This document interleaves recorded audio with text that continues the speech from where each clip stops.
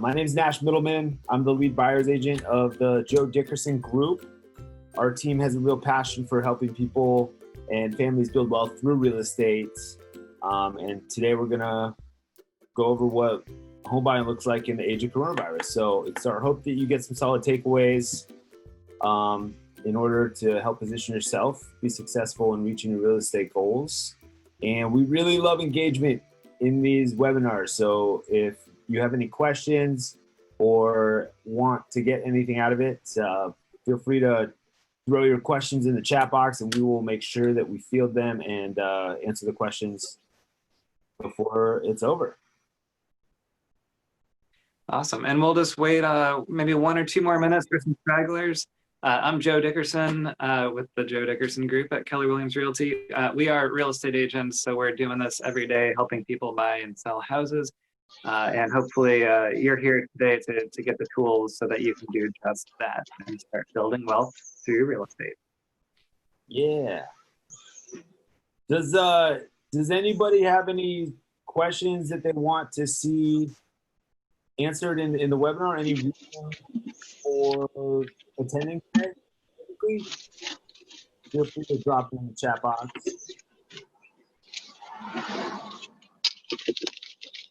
We try to do these month, so thanks for attending. All right. Well, I think we can get started. Okay. Nash.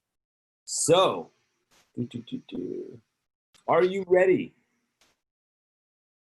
to put your money to work for you through investing in real estate? Are you ready to overcome some of your fears of getting started? And are you ready to build some true wealth and create legacy for you and your family? Let's see those yeses in the chat box. Yeah, That's why you're here. As I mentioned before, Joe and I, we have a passion for helping people and families build wealth through real estate.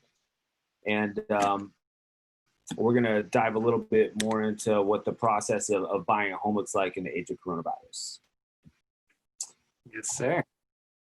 Have you ever wanted to purchase a home but didn't know where to start? Or have you ever gotten your funds ready but then gotten scared of the process or the risks?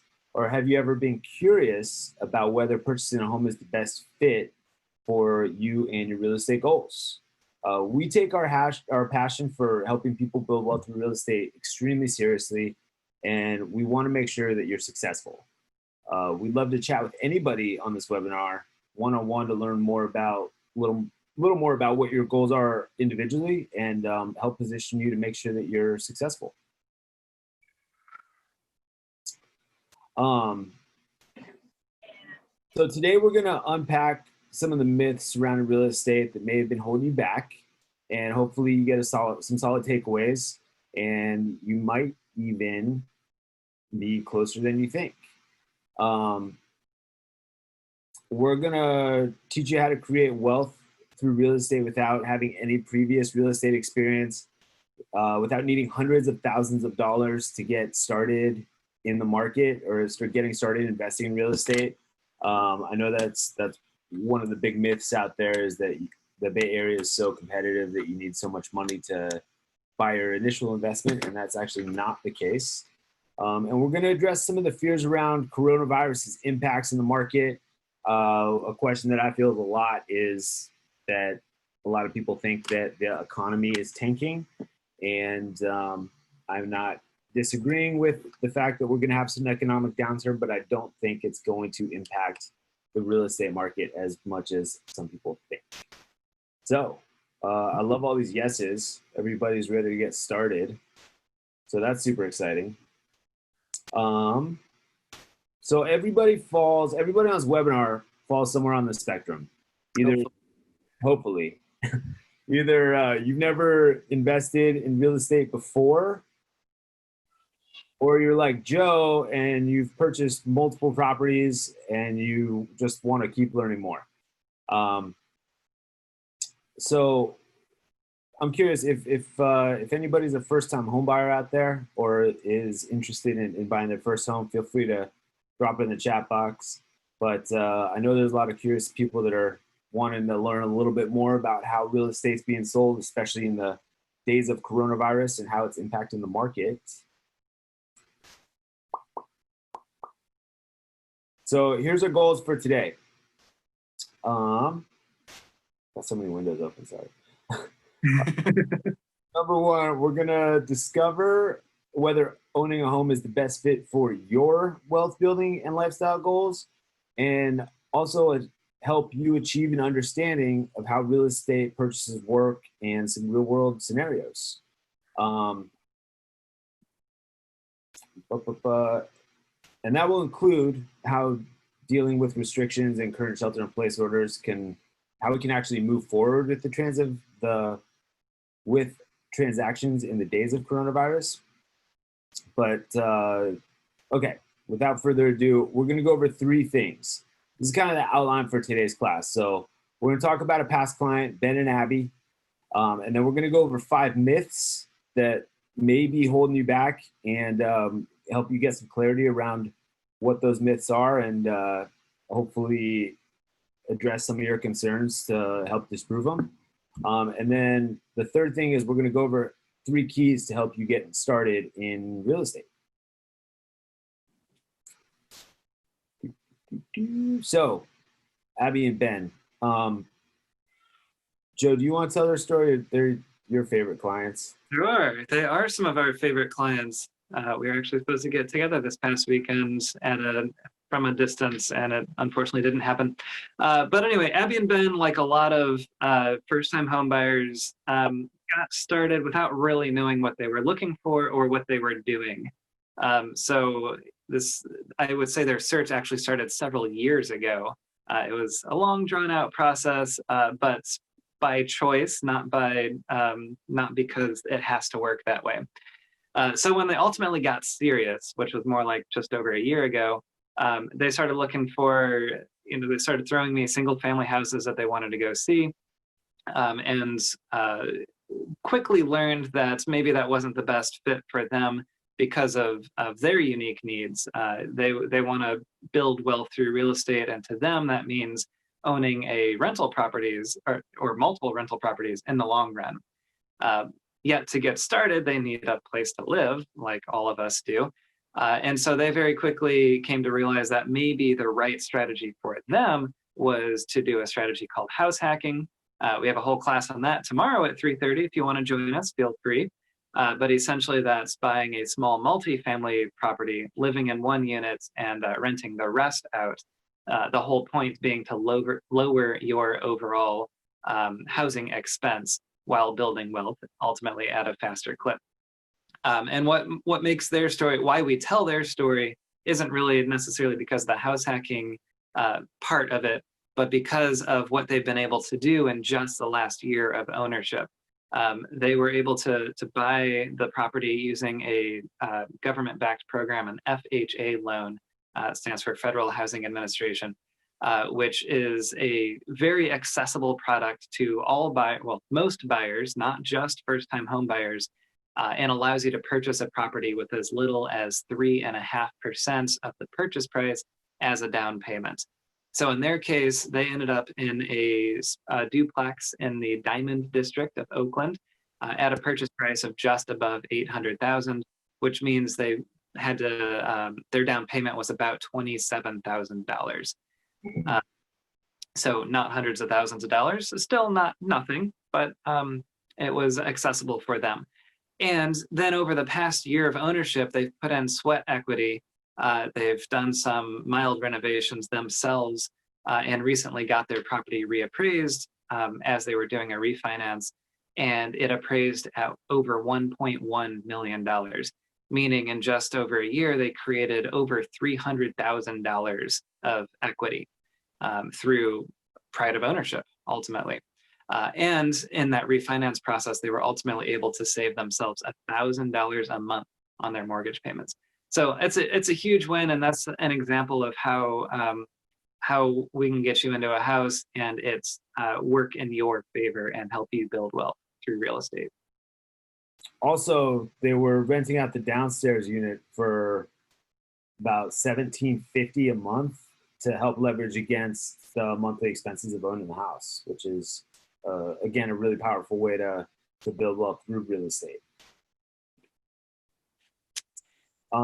So there are many different ways, and as many of you know, owning a home is a very active way to invest in real estate, because you have to take care of some things.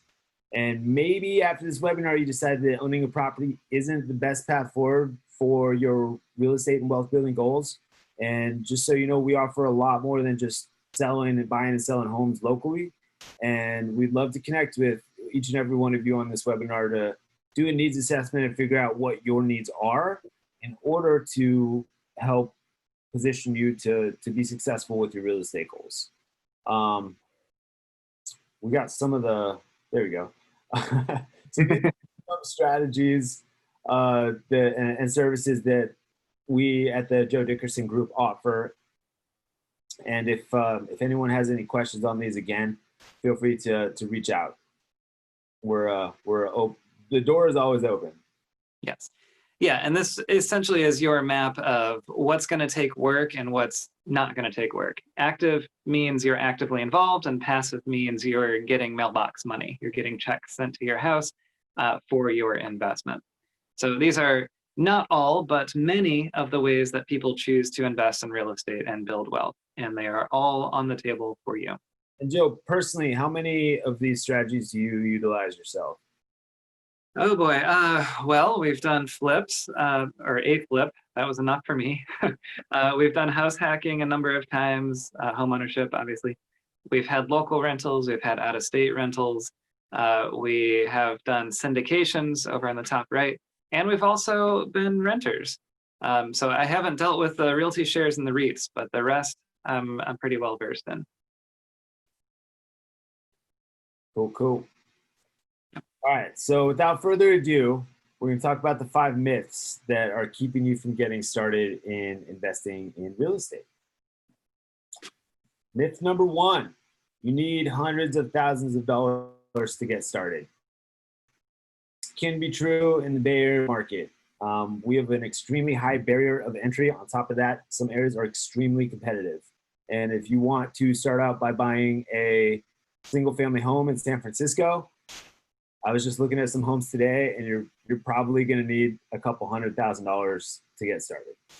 Yet, to get your foot in the door and to start off by making an initial investment with, as Joe alluded to, the FHA loan, loans are available right now, which require as little as 3.5% down. And on an $800,000 property, that's about $28,000 plus closing costs. But you can find there's so much inventory right now in the East Bay and the Inner East Bay for less than $800,000. So also right now we're seeing a much less competitive market in certain areas than we've seen in really the last 4 years. And there's a lot of properties that are sitting longer than normal, that where maybe in the past could have received multiple offers aren't getting as many offers come offer day. And less buyers means less competition. And that's leaving the door open for buyers out there with less than 20% to get into contract with,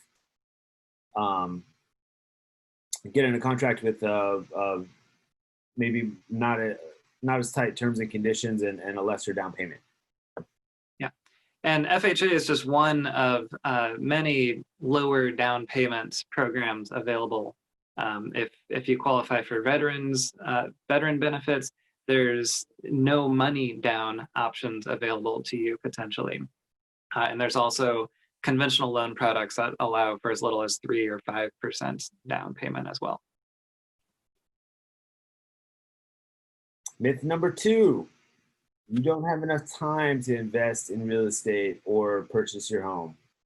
And I know how that can be true. If you're sheltering in place and you got kids at home, you probably think that you have no time left for yourself ever. Although, real estate can be an extremely complex transaction. There are so many options out there available to you, from agents to loan products to property types to neighborhoods, even different style of houses, right? Craftsman's, bungalows. Victorians. And it's a lot to consider, and it can be overwhelming to weigh all the factors that go into making sure that you're making the best decision for you and your family. And this is where leveraging a team and building a team out who takes the time to understand and recognize what your goals are, it becomes super important. And Joe and I have built careers around helping others build wealth through real estate. And we're in the trenches every day living and breathing this stuff. So we can really help filter out a lot of the noise and make sure that not only are you successful, but you're successful in a time frame that works for you with the least amount of obstacles. And even in an up market, there are some good deals out there. You just have to know where to look, and you just have to have people in your corner who are willing to take the time and help you recognize a good deal when you spot them. Myth number 3, it will cost me more to buy than it currently does to rent. This is true in most cases, especially in our area, especially if you've been in your place for a long time and you're paying below market rent. You know, rent control is it's a thing out here. And, you know, if you're paying substantially low, it could be hard to want to let go of that place. There's another strategy that's also worth considering that Joe kind of alluded to, which is called house hacking, where you buy a multifamily property and leverage the rent to make it pay for itself. I dropped the link to our class tomorrow as well in the chat box. If anyone's interested, that's another free webinar. And house hacking is an extremely powerful strategy if you're looking to build wealth through real estate. And when you own a property of your own, you get to take advantage of all the benefits of owning real estate, such as appreciation, principal reduction, tax benefits, and obviously building equity for you and your family. We came across a fun stat the other day. The average renter in America has a net worth of $5,200, whereas the average homeowner in America has a net worth of $231,000, which is 44 times greater than that of a renter. Yeah. So yeah, there's much more than just the monthly cost to consider here. While yes, your monthly cost may end up being more than your current rent, the long-term wealth building of owning a real estate asset more than makes up for that in most cases. All right, myth number 4. Now is not the right time to buy given the market.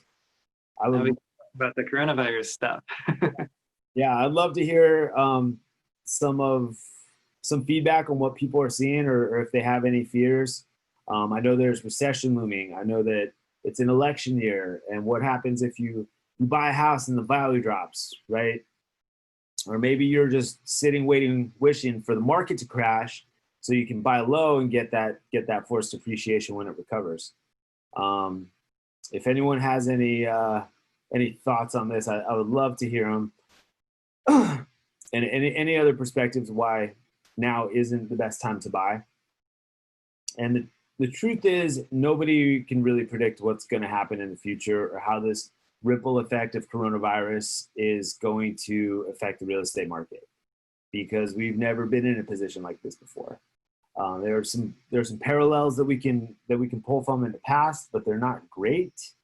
But what we do know is the market is a lot less competitive than we've seen in the last 4 years, and there's so many different aspects to consider. There's a lot of moving parts right now, and I feel like it really changes week by week. Madison, worried about job stability during this time and how many lenders might view that.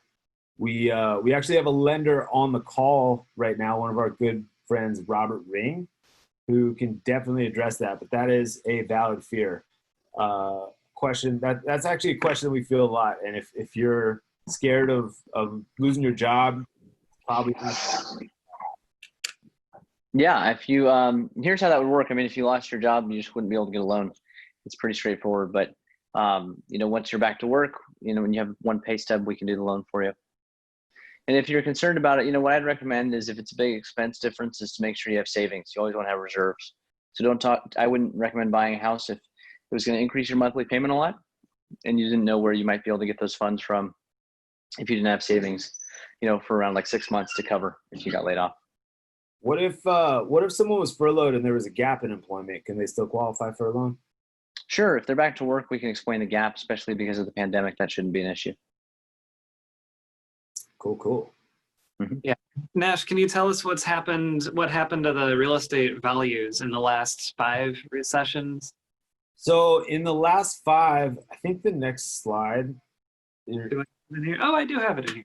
Yeah. Okay. So this is the annual home appreciation in the last 6 years, leading up to the crash in 2008. And as you can see, we were dealing with some massive appreciation, especially 03 to 05. And when you're climbing at unsustainable levels, eventually the bubble's gonna burst. And as you can see, the last 6 years leading up to now, we've seen much less. What's the word I'm looking for? Much less stable appreciation. Yeah. And on top of that, a lot more people have more equity in their houses. So the reality is the housing market is not going to crash, especially in the Bay Area where there's just so much, there's not enough inventory and so much demand for housing out here. You can feel pretty confident that it's always going to be a desirable place to live. It's always going to be a competitive market, and the competition is really what drives the prices up on houses. Yeah. And this is the one I was looking for, the last 5 recessions here. Oh, okay. So yeah, out of the last 5 recessions, the only recession where home prices really took a hit was in 2008. But that, if anybody remembers, that recession was actually caused by the housing market. So real estate is a pretty recession-proof way to invest your money.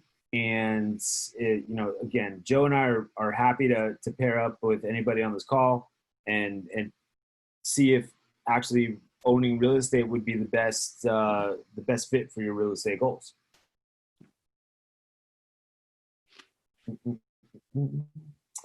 Myth number 5, owning a home is risky.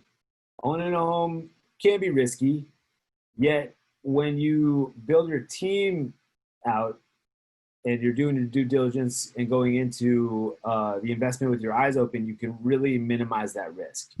There are definitely some downfalls and pitfalls that you want to be conscious of, yet the safest investments are the ones that you best understand. And when I say doing your due diligence, like when you identify a property, learning about the neighborhood and any new developments in the area that could increase or decrease the value of the property. Also reading inspection reports like the general home inspection, the roof inspection, structural inspection, just so you can get a really clear idea of what the condition of the property is that can help you avoid buying a money pit that's going to need a ton of repairs. So can you name us some specific risks of home ownership that we need to be concerned about? Well, one of them is the repair cost. If you want to avoid buying a money pit that you're just going to keep needing to put money into to make it livable or resale. There's always the risk of the property dropping in value after recessions. And we, again, can help minimize that risk. So another downfall is like the lending side. You want to make sure that you have a good lender in your corner and you're getting a good deal on the loan. The real estate is probably the most expensive thing that you're going to buy in your life. And if you can avoid paying interest or know that you got a good deal all around, it's really important. Yeah. Cool. All right. So without further ado, we're going to talk about the 3 keys to help define your investing goals so you can help maximize your ownership success. And again, if you have a myth that's either you don't feel like we fully addressed or that wasn't on this list, let's see it and let's chat about it. But until then, we'll move on. Right. So 3 keys. Number 1, know your numbers. understand costs to analyze and estimate what your actual housing payment will be. Great way to do this is, again, chat with a lender and see how much you might qualify for. Once you have an idea of what a comfortable price range is for you, and once you have an idea of what a comfortable monthly payment is, you can chat with a lender and they can help tailor a product that's going to work best for you. Once you have a product, you can look at homes that are in the price range, any inventory in your price range, and that meet your criteria, and then you can go check out the property and see if it's a good fit.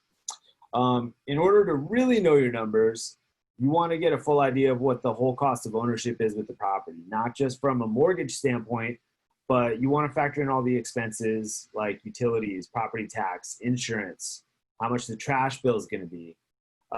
Say the property has leased solar panels, how much that could cut down the cost of your PG&E bill every month. So you know what to expect on a monthly basis, and you don't end up house poor if you don't want to be. Some people really want to splurge on their house and be house poor, but. And if Robert's still around, is he around to talk about what he does to help people analyze their total costs? Sure, I'm happy to do that. So I use a software called Total Cost Analysis, and it gives you your principal, interest, taxes, and insurance, as well as a short and long-term outlook on what each of those products might cost you. I always give you an option, a set of options to look at, and I usually do that after chatting with you to find out what options I think would best fit you. And then, using that, we can look at additional scenarios and find out what's affordable, and that'll help narrow down what properties to look at when you take that information to Nash and Joe. So that's probably a helpful step in the process to finding the right home. Absolutely. Thank you, Robert. Mm-hmm. Key number 2, understand risk and recognize opportunity. And knowing the power of real estate and the risks associated. In our attendees' opinion, what are some of the risks out there when investing in real estate? I know we've kind of gone over a couple, recession, but if you want to go ahead and type your concerns in the chat box, we'd love to hear some of them. And we're going to share you some of them. I know job loss is a big one. Awful tenants would be another one. Maintenance problems, foundations issues, all the fun stuff. Well, while you're thinking on that, I think we can take a quick look at some of the risks and the rewards. All right. So some of the risks, again, you got the clicker? There we go. Local ordinances that are going to basically impact your ownership rights. Yeah. In short. Another one would be. Yeah, and let's pause there. We did a survey recently of all our buyers that we're currently working with, just to get their feedback on what their thoughts are around the market, around the coronavirus, and how it impacts their real estate decisions, as well as how expansion and contraction of ownership rights, especially in California and the Bay Area, impacts their buying decision. And I think we found it was about a quarter of our respondents said that the contraction of ownership rights absolutely do impact their decisions moving forward with a purchase. So it's absolutely something that we should talk about further as you explore the home buying process and what it actually means for you. Yeah. What's next? Vacancy. Vacancy is a risk, especially if you're planning on renting out a property or renting out a room, because that can really impact the your bottom line or your monthly expense. Maintenance problems, foundation issues, electrical issues, buying a property that needs a new roof all of a sudden. These are all risks that we can definitely help mitigate. Sorry. How do we mitigate those?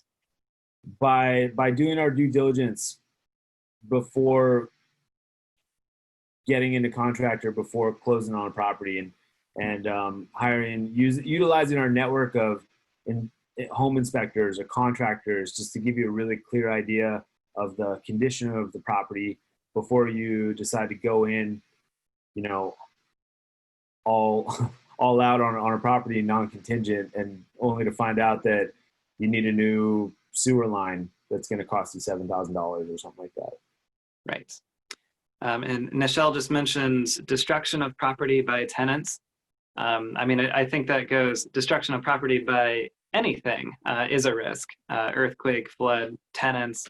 And I've had, well, I actually have experienced that, a destruction of a unit by a tenant. Thankfully, generally speaking, well, when it's malicious intent, your insurance generally covers you. So there's some coverage against risks by having good insurance as well. And same with earthquakes and floods and wildfires, and the list goes on. And then of course, job loss is the other one that we're kind of alluding to. It's tough times out there for a lot of people, and again, if you're concerned of losing your job, it's probably not the best time to buy a house. Yet our goal is to help people build wealth through real estate, and we love using an educational approach to that. So with that said, the door is always open if anybody has any questions. Even though now might not be the right time for you to buy, we are here to help you. So feel free to reach out. Even if you don't have a job right now, we're happy to talk. It's never too early to start learning and planning. So now we're going to talk about some of the rewards, which are a lot more fun to talk about. One of the top ones up there is pride of ownership, and taking a property, owning it, and making it yours. This can come in a lot of forms. If you're handy, you could buy a cosmetic fixer and redoing the kitchen and redoing the bathrooms, or fixing it up yourself, and also living in it for a while and making the neighborhood better. There's a lot of different ways to perceive pride of ownership, but I think the biggest one is, when you're renting, you don't necessarily want to redo the kitchen because you don't own the house. So when you finally own something that's yours, you get one of those rewards. Equity is another big one. Equity is the value of your home minus how much you owe on it. So every month, a portion of your monthly payment is going to go towards paying down your mortgage principal, and that's going to help you build equity in the property. On top of that, you also get appreciation, which we'll talk about in a second. Or talk about it. On top of that, you get appreciation. So as you're paying down your principal on your balance, the value of your house is going up seemingly, and it helps widen that gap year after year. So on top of principal reduction and appreciation, you start to widen the gap between the two, the value of your house, and that's really where the power of building wealth through real estate comes in. Yeah, and real estate has a very long history of being a steadily appreciating asset. With the exception of some blips around recessions, especially 2008, it's generally is going up. In California, like 4 to 6% each and every year since the dawn of time, essentially. You're saying on average, homes are appreciating with recessions kind of baked into that on 4% on average? Yeah, that's correct. Yes. Yeah, I don't have the national stat in front of me, but yes, it's over 4% average annual appreciation. And I think something important to point out is, nobody knows when a recession is going to happen, and the value of your house, this is anywhere, is going to go up and down. But as long as what you're trying to avoid is buying a house at the top of the market and selling at the bottom of the market. It's really hard to time that, but as the value of your house goes up and down, it's really not important until you want to sell your house. The value of your house really doesn't matter until you actually want to sell it. So, yeah, or you're borrowing against it. But again, even that's an option as you build a lot of equity. Yeah. It's fake money. What's that? It's fake money. Equity is fake money. It doesn't exist until you realize it, which is when you sell it. Or like Joe said, if you're doing an appraisal for a cash out refi. Otherwise, it's totally fake. And Yep. people really need to grasp that, because the value of your house does not matter at all until you sell it. Once you buy a house, don't look at the Zestimate. You just drive yourself nuts. Buying a house every year. So, appreciation, the value of your home, which increases year after year. Tax benefits. Tax benefits. Thank you. So, tax benefits, and Joe, you could probably speak more a little bit about this, but there are so many tax benefits that you get after you buy real estate. First-time home buyer tax benefit, you can write off some of the interest on the mortgage. If you want to buy a multifamily property like a duplex or a triplex, you can write off a portion of that as an investment property, where you can write off the maintenance and repairs on that property. And say you decide to invest out of state, I believe you could write off travel to visit that property twice a year. So if you buy a out-of-state property in Hawaii, you can write off travel and hotel to go visit Hawaii in your investment property out there. There are restrictions, so check with your CPA. This is not tax advice. But yeah, the federal government wants you to buy houses, and that's why there are all these tax benefits and tax breaks. The biggest one is going to be your mortgage interest deduction for most people. And on top of that, there's abilities to write off the property tax that you pay. And again, as Nash said, with multi-unit properties, or rental properties rather, the list of tax benefits goes way, way, way up. And we'll talk about more of them tomorrow in our class. Leverage, that is my favorite reward, especially with the way interest rates are right now. So leverage, say for instance, you have $100,000 to invest, just for simplicity, and you decided that you wanted to buy stocks, and at the end of the year, you had a good year and the stocks went up 5%. You have a return on investment of 5%. You just made $5,000. Now, say you take that same $100,000 and you invested in real estate, where you could purchase a property for $1 million by leveraging that 100,000. Say it's a average year and the house appreciates by 5%. That same $100,000, you just made $50,000 by leveraging the initial investment of $100,000. So $50,000 of equity, which again, fake money until you go to sell. But you see the power, and Nash is illustrating the power of leverage, the power of using someone else's money to amplify your results. And obviously you are able to borrow someone else's money, and you don't have to come up with $1 million to buy $1 million house. Which that money is actually really cheap right now. We're seeing the best interest rates than we've seen in, I don't know, over 10 years. And I think it's also important to point out that given the rate of inflation that's set to take off here in the next couple years, after all the money being pumped into the economy through stimulus checks and unemployment, cash isn't the best position to be in when that inflation starts to take off. If you have your money in a savings account at 1%, that's actually lower than the rate of inflation, which you're actually losing money by having it in this quote unquote safe savings account. Yeah. Robert, are you around to speak on rates as they compare to the rates of inflation? Yeah, absolutely. I'm doing a lot of rates right now in the low 3s, high 2s. And let me look at the rate of inflation as it stands today. But basically, okay, so it's 2.24%. So if you got a mortgage at, let's say, 3% with your write-offs, the cost of that money after your tax benefits, most likely, talk to a CPA, are like 2.25. So that would mean that you're borrowing right at about the same amount as the rate of inflation. So if you just took your money and you left it in a non-interest bearing account, like a checking account, it would cost you the same amount in the devaluation as it would to borrow money at the rate of 3%. So that's really free money. That's pretty. Yeah. Love free money. Mm-hmm. All right. So there you have it.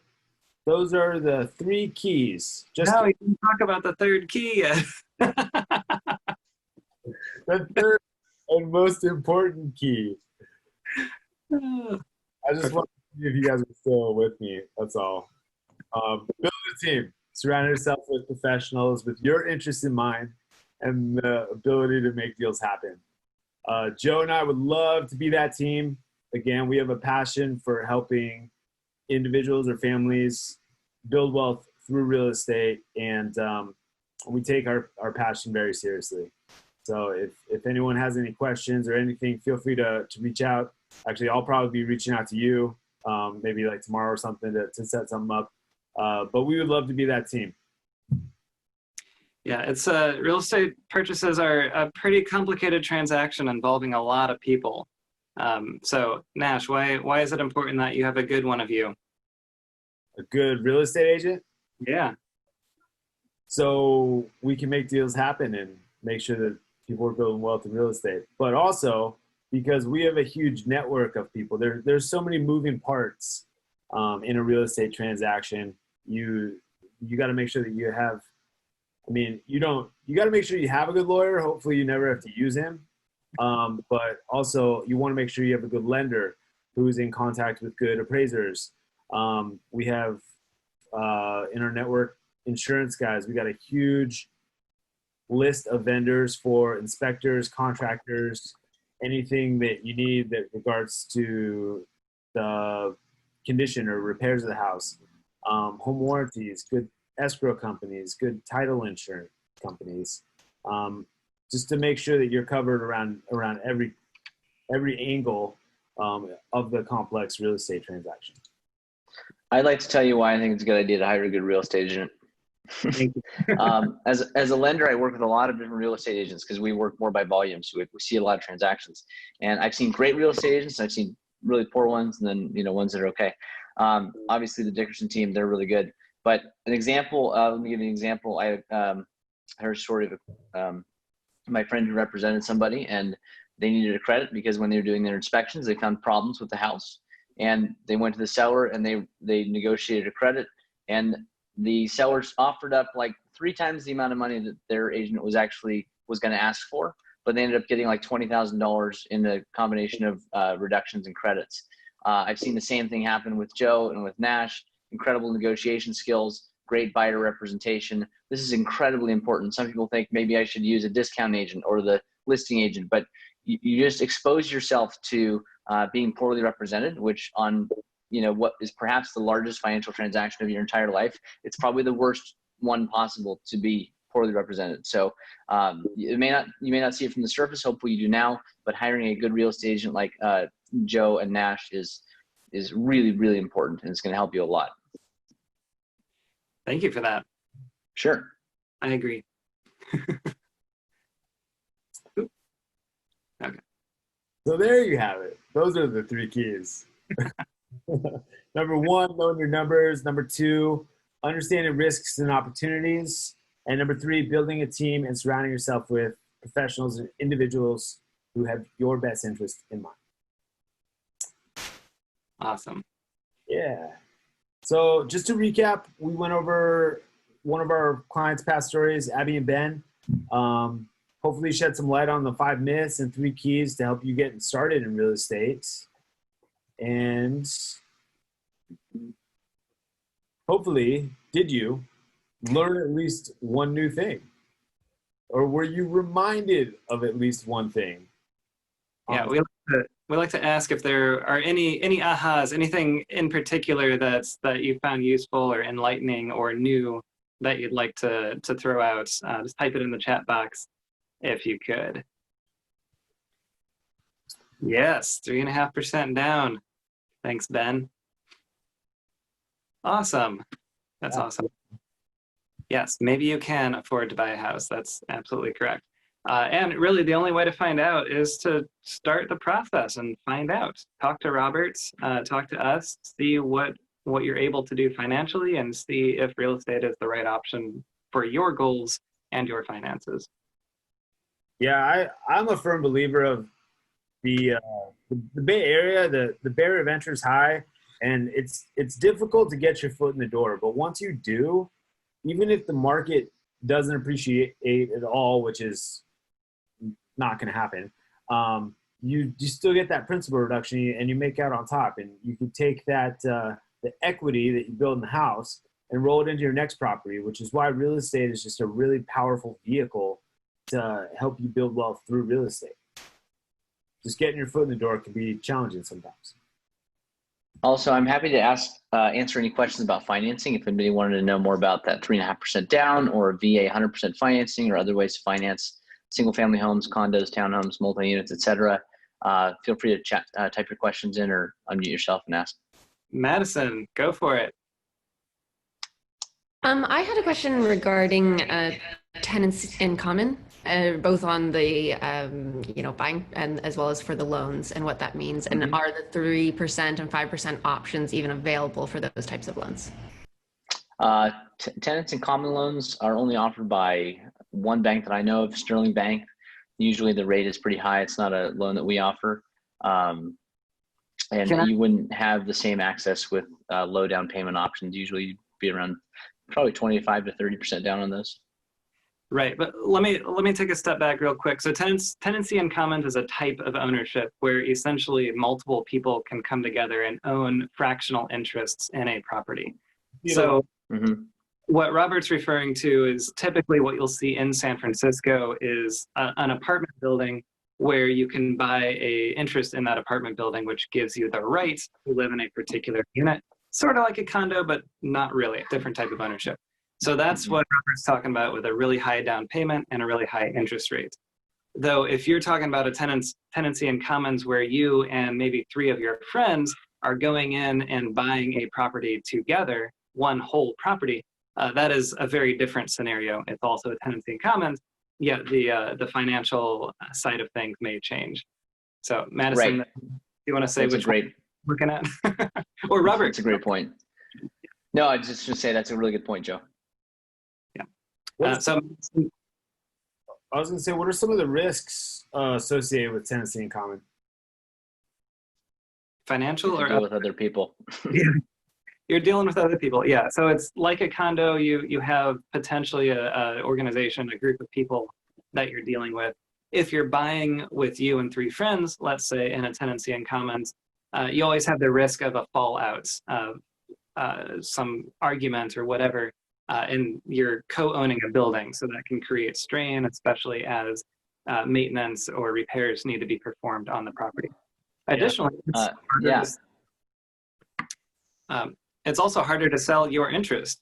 So if one of those friends wants to sell, they have to get a loan product like Robert was talking about with a high down payment and a high interest rate. Absolutely. And then if one of your partners passes away and you're dealing with, offspring that don't agree, it can be a little bit sticky. But if people you know really well, it can be a good option. Yeah. What are your thoughts on using credit unions for lending? The credit unions can have interesting products sometimes. We broker a certain credit unions, so I would say you can work with me and I'm going to give you the same great, solutions that a credit union would, just because of the amount of options I have at my fingertips here. Yeah, and that's what I've seen as well for clients that choose to go shop at credit unions. Often they're harder to work with, and it's simpler to get the same loan product through Robert. Yeah, and when you're vetting lenders, you want to use someone who's local that's going to take the time to understand what your needs are and can help tailor a product that's going to work for you. Credit unions, a lot of times are not local or out of state, and even if they promise you this unicorn loan product that's like 3%, 30-year fixed mortgage or something like that, if you're unable to get into contract because the terms and conditions of the loan say it's like a 45-day close of escrow, or the seller has never heard of this said credit union, If you're unable to get in a contract with the product that they have you with, it's kind of irrelevant. You're going to spend a lot more time and energy and money trying to get in a contract with this house rather than using somebody who's local makes the process seamless for you. Yeah, let me speak to that real quick. I can kind of explain why that's the case. So credit unions don't really do their own lending. They'll usually have like a small department that handles lending, and they'll outsource that to either banks like us that they'll rely on to do their lending, or they will they'll do the lending, but they'll have a lot of overlays because they're selling it to one specific investor. And you're not going to have the same level of hands-on service as you would with us. I see it because I see it on the recruiting side. I have these guys call me and ask me to go work for their credit unions, the way they have it all structured. So it's not like their biggest strength. But that being said, the ones that have the niche products we have access to. But Nash is right. You usually get stuck with like long-term times, not a dedicated person like you would with me. It's just a little more hoops to jump through. It's not as simple, and it makes it more difficult to be competitive, like Nash is mentioning. Awesome. Thank you, guys. And Madison, did we answer your question about ticks sufficiently? Cool. Yes, you did. Thank you. Good. All right. This is my favorite slide. This is where you get to decide, are you going to do nothing, or are you going to invest in yourself and your future? And maybe not buy a house tomorrow, but start planning towards how to build wealth through real estate. And that's why we're here. And I think I've got, whoop. Yeah, okay. What to do? So getting started. Number one, first thing you got to do is identify your goals. And hopefully you've had some solid takeaways and have figured out if owning a home is actually the right fit for your real estate goals. Let me move boxes around. I can't see the slide. Okay. Number two, engaging a lender. And that is an extremely important step in getting started, especially in the Bay Area where the barrier of entry is so high. You might even be like pleasantly surprised how much you qualified for. But once you arrange the financing and you have an idea of what a comfortable monthly payment is, you can start looking at inventory in those inventory that fits the criteria. And number three, drink coffee with us and map out a plan of attack. Coffee is big in our culture, and we love the time to sit down and buy you some coffee and chat about your real estate goals to figure out how we can help you be successful on building wealth through real estate. At a very safe distance. At a very safe distance. That's right. Unfortunately, we're in a pandemic right now, and coffee shops are not the safest place to be. So we're also happy to hop on a Zoom call. But next slide. Sorry. I know you guys are all super excited to chat about how the coronavirus impacts the market. We're seeing a lot less demand, but we are also seeing a lot less supply. And as I mentioned before, the Bay Area there's a housing shortage out here, which is why property values are extremely high, and that's why it's a competitive place to buy a house. On top of that, there could be recession looming. Seemingly every day there's a new news story about something that like companies are going remotely. I've heard of mass exoduses of San Francisco and that market softening up. What else are we seeing? Obviously, employment is like the highest. Unemployment's the highest it's ever been. And previously, when we first had the shelter in place, lenders really tightened up their guidelines because there was so much demand for the money and everything. Since then, they've really opened up because we're starting to see a lot more stability in the market, and it's not so volatile. But there are a lot of moving parts that you just want to be conscious of or cognizant of when you're shopping for a house. Oh, mortgage availability, yeah. What else was I going to say about that? In regards to inventory, Joe, you did a survey what was it, first week or in May, we saw year over year 17% of the inventory that we saw in residential home sales. I took a second stab at looking at data of inventory, so supply on the market, houses to actually look at, essentially is what that means. And March 15th through March 30th of this year was 50% less than the average from the prior 3 years for the same period. It has since slowly, steadily creeped back up. And actually the first 2 weeks of June saw fairly normal inventory amounts. Yet for the 3-ish months prior, we were so behind average that we're still short on supply. Is essentially what that means. And that means that the desirable properties, the ones that are well priced in the best areas and that are properly marketed and staged and beautified and all that, are seeing incredible demand. And yet, as Nash mentioned, there are still opportunities out there. The ones that aren't the prettiest or are missing something, some key thing. Like I have a listing that doesn't have backyard access. They have to walk around. And that's been a big problem as we try to market and sell that property. So there are opportunities like that one that are out there for buyers that are ready to roll. On top of that, there are different segments of the market that are seeing lots of different interests. For instance, the condo market right now is becoming a lot less desirable in buyers' minds because nobody wants to shelter in a place in a condo. They want the suburbs are seeing a huge influx of real estate searches and interest. I've read some surveys over the last couple of months that urban living is becoming a lot less desirable. Living in San Francisco and big cities is not as desirable anymore.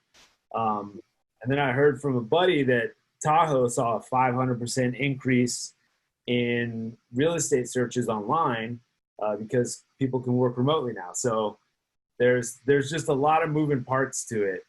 But if you stay ready, there are some good opportunities that are going to be coming up, even in an up market. Number 3, so some of the other impacts that we're seeing with coronavirus is the process is completely backwards. So virtual touring is one of the many hoops that we have to jump through before you can even see a house. Some selling agents will even go as far as to asking buyers to provide them with a pre-approval letter before they tour the house so that they're only opening the home to people that are actually qualified to buy the house. We don't have the luxury of doing open houses right now. Nobody's doing open houses. You can go online and check out a virtual open house, but buyers are really encouraged to do their due diligence before you even see a house, which means reviewing the disclosure packet, make sure there's nothing in there that's going to be a hard stop in regards to the condition of the house, or if there's an HOA, making sure they're not in litigation or anything that's going to prevent you from actually buying that house, virtual tours. And then if everything looks good and you want to move forward with the property, then we can set up a time to go check it out. We just don't have the luxury of walking into an open house these days and falling in love with it and then deciding if it's the right fit financially and like repair condition wise. Yeah. And there's extra paperwork to do as well. Cool. Well, we're towards the end here, so we're ready to take some more questions, and also want to offer up a gift to you, a book called Investing for Good, which is all about a strategy for building wealth through real estate while making an impact at the same time. Co-written by my wife, Annie. So if you are interested in that, we just need an address to send it to. It's actually a physical book. So you can put that in a private chat or follow up with an email, because you'll receive an email from us after this is over. So with that, any further questions that we can answer before we wrap it up? I have a quick question. I was wondering about foreclosures and auctions and like what that whole world of real estate is about. Yes. So Foreclosures right now are, well, there aren't many of them for a few reasons. One is we've seen a lot of appreciation over the last 5 or 10, what are we at now? Yeah, 5, 6, 7 years. So people have a lot of equity. So there's usually a way to get out without needing to be foreclosed on, because foreclosures damage credits significantly, and it's something that homeowners should try to avoid at all costs, especially in the current economic environment. There's also a moratorium on foreclosures, so we're likely to not see any new ones for a while as well. The process, though, if you're looking on places like Zillow, they're going to show you pre-foreclosure listings. And unfortunately, what that means is that they missed a payment, maybe 2, and there was a notice of default that was recorded at the county recorder's office. And therefore, it's public record that they missed the payments. But most of these people catch up, or at least make a payment and then work towards loan modifications or something like that. So the pre-foreclosure listings that you see online, most of them will never, ever come to market. And most of them are not opportunities to buy. They're kind of, in a lot of cases, it's just noise. Yeah, that's really true for our market here in the Bay Area. If somebody is having trouble making their payments, the reality is they can list their home on the market for an aggressive price and they're going to get multiple offers on it. So they could sell it super quick. That's probably less so true. Like I grew up in Arizona. Some of these areas where you're seeing much lower barrier of entry and a lot more people can afford to buy houses. If that would spiral into like more people who are laid off or unemployed started to default. Again, as Joe mentioned, there's what was that word you used? A moratorium? Oh, yes. Yeah, against foreclosures. So the 3 months that we've had where people may have missed their payment actually got tacked onto the back end of their mortgage. So we're probably not going to see them until maybe next year in these lower price point areas. But out here, they're just not, they're few and far between. The only real way to get a foreclosure would be to go to the court and bid on an auction. And you have to actually do that sight unseen. And it's a big risk. It's an extremely big risk. Yeah. Great. Well, hopefully that question was answered satisfactorily. Anything else? Yeah, that's not to say though that there are not like motivated sellers in a market, or then we can connect after this on like what how to get good deals out there, because there are some stale listings where the sellers are still extremely motivated and you can get a good deal on purchase price. And there's other ways to get great deals on houses that may not come in the form of purchase price, but we can negotiate repairs. We can negotiate credits towards closing costs, and interest rates are extremely low right now. So if we can lock in a low interest rate on a property, that's another way to get a lot of value. Yeah, thank you, Nash. Cool. Well, I hope you guys got something out of this. Again, the 2 choices are you do nothing or you invest in yourself and your future. So we hope that you choose to invest in your future and start coming up with a plan towards building wealth through real estate. And we understand that this may not be a tomorrow thing or even a this year thing, and that's totally okay. We're here for you. Anything that we can do to help, we're happy to make that happen. Whether that's connect you with someone for out-of-state investments, or start going through the process for a local purchase here. Whatever it is, we can help. Ash, any parting words? No, thank you all for joining and being engaging. These things are a lot more fun when you guys actually like respond to us. So that's great. We'll make sure that we connect you with Robert too. He's one of our favorite lenders. He's a wizard when it comes to house hacking. Join our webinar tomorrow too. You get another dose of us. You all had so much fun on this webinar. So we could do it all over again tomorrow. And Robert can go a little more in depth about how to be strategic in the lending side on that as well. Yep, happy to chat more about that. Awesome. So again, I'm Joe Dickerson, the Joe Dickerson Group. I'm Nash, middleman, buyer's agent.